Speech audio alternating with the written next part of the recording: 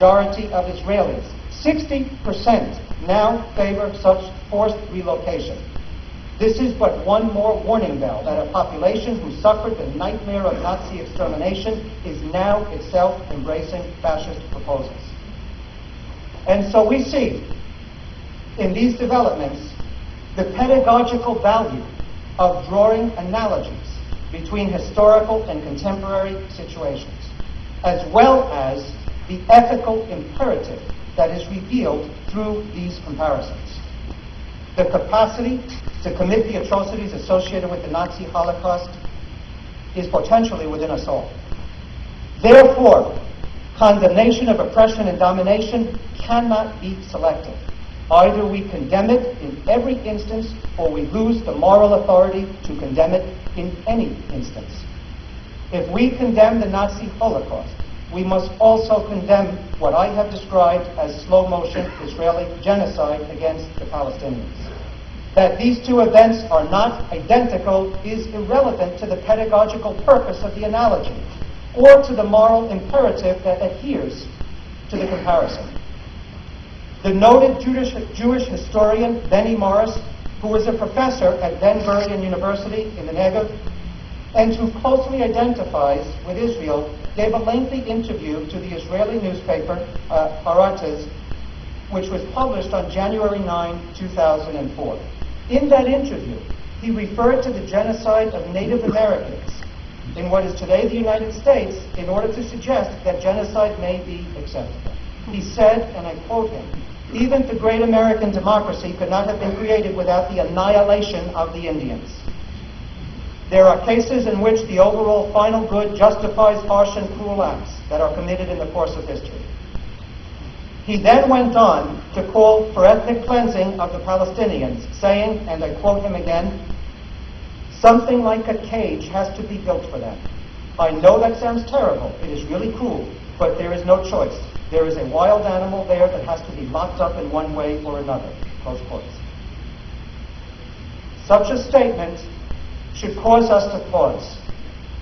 We must consider very carefully what Morris is proposing and the historic project in whose name he makes such a proposal.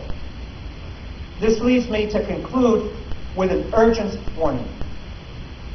Beyond Palestine and Israel, beyond the University of California, we are in the midst of a global crisis, the worst crisis in decades. As this crisis unfolds, the means of violence are more large-scale and more destructive than humanity has ever known. And we face an ecological collapse that threatens life itself on the planet. It is at times of crisis such as this that social and political tensions rise and that fascist and totalitarian projects rear their ugly heads.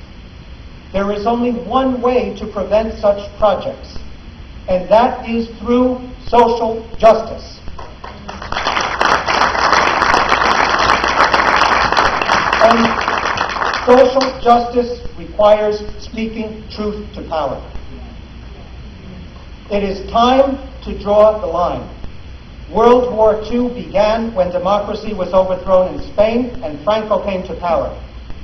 That war led us to the Holocaust, and as well opened up space for the Zionist project to exercise its hegemony over the Jewish community worldwide in alignment with the victorious imperialist powers in that war. That, in turn, brought us the tragedy of the Nakba, of Gaza and the occupation, and now the threat of genocide against the Palestinians. By standing up for social justice in Palestine, by defending democracy and academic freedom on university campuses in the United States, we do much more than act on principle, on ethical grounds, as Martin Luther King Jr. would remind us.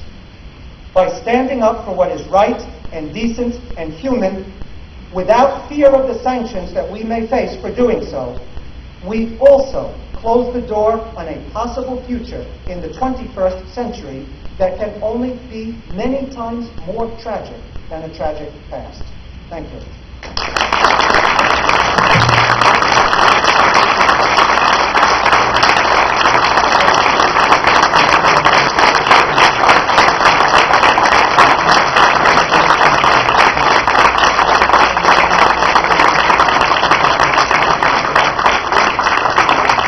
I think we're very, very fortunate to have Professor Robinson with us, and I just want to encourage all of